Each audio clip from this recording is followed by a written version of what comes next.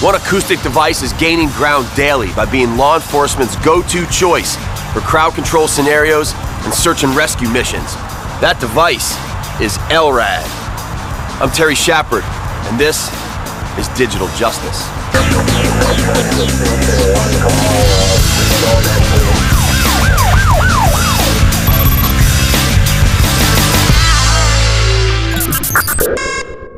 Robert, first question. What does LRAD stand for? Long-range acoustic device. Robert Putnam with LRAD Corporation gives the lowdown on this piece of popular yet contentious technology. With the long-range acoustic device systems, we're able to project voice messages and alarm tones up to distances over to 2 miles. It stays focused in a 30 to 60 degree beam, and by allowing us to do that, the people at the other end absolutely understand the instructions that are being given them, and we can give them the instructions in any language. We have a highly intelligible, very robust product now that's being sold throughout the world to militaries, commercial security, maritime security, and then also for wildlife protection and control. And for law enforcement, they appreciate having a device that really works for communication. Bullhorns just don't cut it. In large outdoor situations especially. So how did this technology come about? The genesis of LRAD really begins with the attack on the USS Cole in October of 2000. Here was a USS destroyer in a Yemeni port. They didn't know if it were fishermen or terrorists that were pulling alongside them until it was too late. They turned out to be terrorists, detonated, killed... And we know what happened. Yeah, it was bad. Killed many sailors, injured others, caused $1 billion of damage to the boat. And they had all this firepower on board, but they didn't know who these people were, so they couldn't take any action.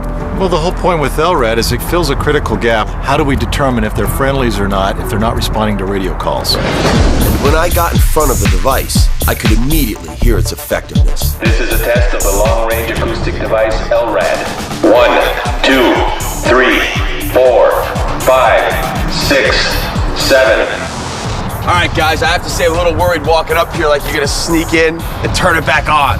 Scott, you were the operator on that one. Yes, Thank sir. you. Right off the bat, first impression, I felt like there was a dude standing right here yelling in my ear, but it was really clear. Here you have the back of the head unit where all the electronics are housed. You got the power switch you turn on. Power is activated by the control unit, which you have the on-off position. Right. This is a standard MP3 player, so you can put whatever test files or any kind of audio media on this MP3 player.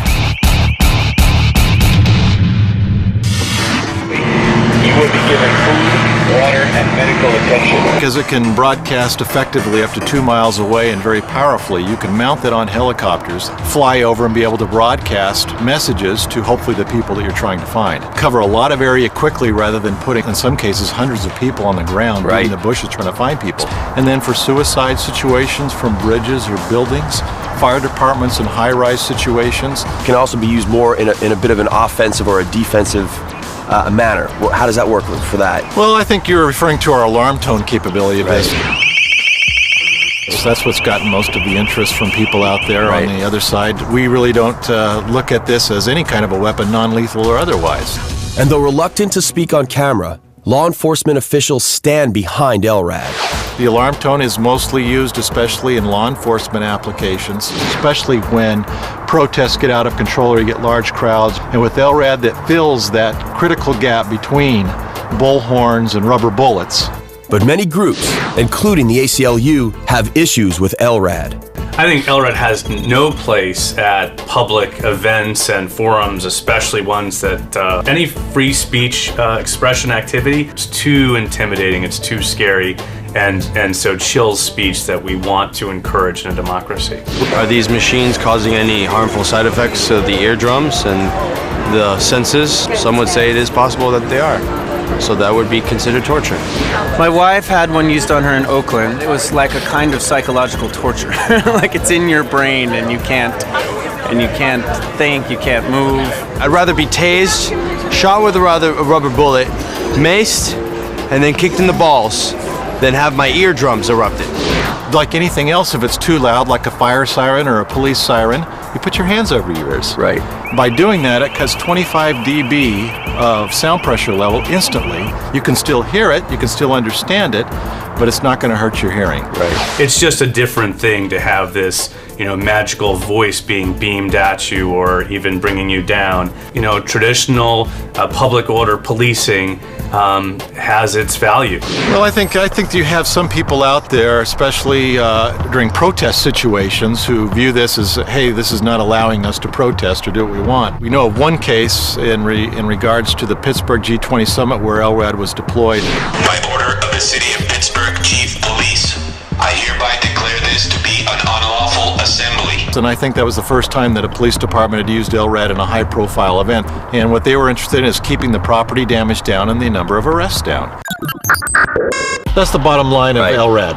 It's the ability to use long-range, powerful, highly intelligible communication to resolve uncertain situations peacefully, to determine intent, and potentially save lives on both sides of the long-range acoustic device. Guys, that was a really actually great demo.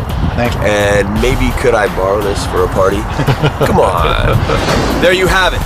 In the eyes of law enforcement, LRAD is an effective tool that's use will certainly continue to spread.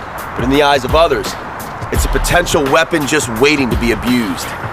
No matter the opinion, it looks like LRAD is here to stay. I'm Terry Shepard, and this has been Digital Justice.